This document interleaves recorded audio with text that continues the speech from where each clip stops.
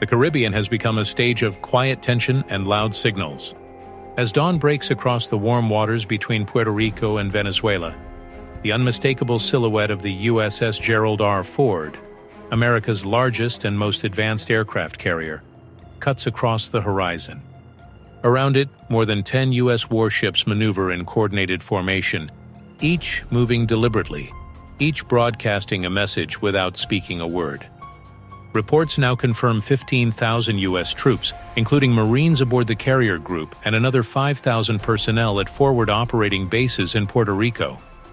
For the first time since the late stages of the Cold War, this part of the Caribbean is experiencing a military concentration unmatched in decades. On November 29th, President Trump announced that Venezuelan airspace had been closed, offering no context, no details, just a short, abrupt statement. Yet that single sentence reverberated like an alarm across Caracas, Moscow, and every major defense analysis center around the world. The question spread faster than the news itself. Is the United States preparing to strike Venezuela?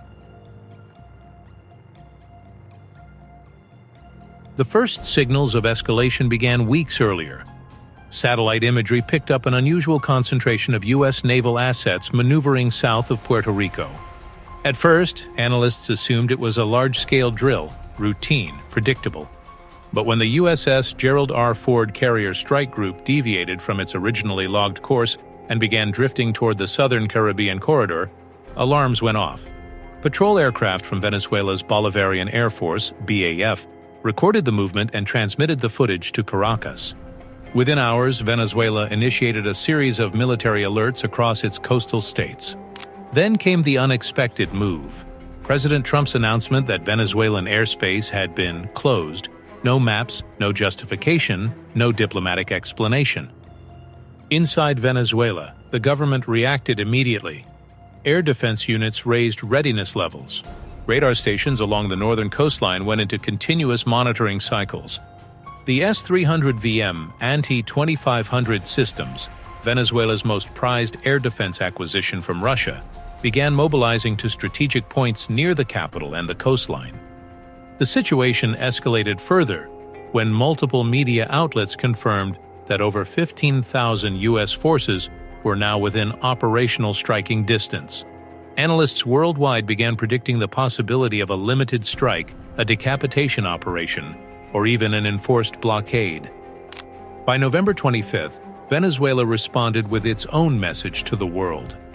A massive, visually overwhelming military demonstration involving thousands of troops, armored divisions, helicopter units, air defense platforms, and advanced Russian-designed aircraft. The video, released publicly, showed Su-30 Mk-2 fighters screaming across the sky, tank brigades maneuvering aggressively, and missile units preparing for action. Venezuela was not hiding its intentions. Its message was clear: if the U.S. strikes, we will fight back. Venezuela's military modernization over the past decade has been heavily reliant on Russian support. The Venezuelan Air Force operates the Su-30 Mk-2, a fourth-generation multi-role fighter capable of both air superiority and ground strike missions. These jets are equipped with advanced radar, long-range missiles, and electronic warfare suites, making them formidable in the region. Complementing the air assets, Venezuela also fields the Russian S-300VM air defense system, capable of engaging aircraft, cruise missiles, and ballistic threats at ranges exceeding 200 kilometers. Its mobile battalions, coupled with Pantsir S-1 Buk M2 short-range air defenses, create layered protection across key strategic sites. Ground forces are equally modernized, with T-72B tanks, BTR armored personnel carriers, and multiple rocket launchers, much of it supplied by Moscow. For the U.S., this is a serious challenge, as any strike would need to account for advanced air defenses and a well-prepared ground force. Analysts are predicting that if the U.S. acts, the initial steps will likely involve a combination of air and naval operations aimed at key Venezuelan military and infrastructure targets. Precision strikes on air bases, radar installations, and missile sites would be intended to degrade Venezuela's defensive capabilities rapidly. However, Venezuela is far from defenseless. Venezuela's defense doctrine is built around layered air defenses, asymmetric ground tactics, and Russian-backed strategic training. If the U.S. initiates a strike, Venezuela will first rely on its long-range air defense network to challenge American air superiority. S-300 VM systems will target incoming aircraft, cruise missiles, and surveillance platforms.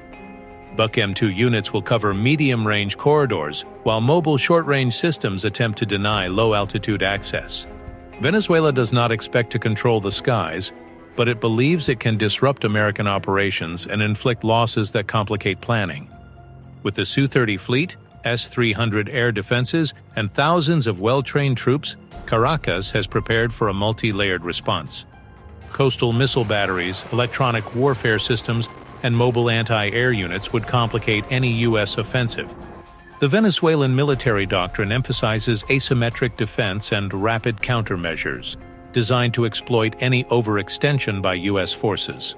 Furthermore, Venezuela's geographical advantage, dense jungle terrain and rugged mountain regions, offers natural cover for armored units and mobile missile launchers, potentially stalling or inflicting significant losses on any invading force. Russia, Venezuela's staunchest military ally, is watching closely. Moscow has signaled an intention to strengthen Venezuela's strategic and nuclear ties, emphasizing that any attack would carry international consequences. While Russian troop deployment inside Venezuela is unlikely, the likelihood of increased military advisors, intelligence support, and advanced equipment deliveries is high. The Russian Navy could also play a supportive role indirectly, deploying signals intelligence assets and potentially sending strategic bombers or surface combatants into the broader Caribbean theater. Over the past decade, Venezuela has been one of Russia's largest arms importers, acquiring systems designed to counter precisely the kind of threats the U.S. is capable of projecting. From Su-30 fighters to Pantsir S-1 mobile air defense units, Russia has effectively embedded a layer of strategic deterrence within Venezuela's military. As U.S. warships close in on the Caribbean and Venezuelan forces stand ready, the world watches a tense military standoff unfold in real time.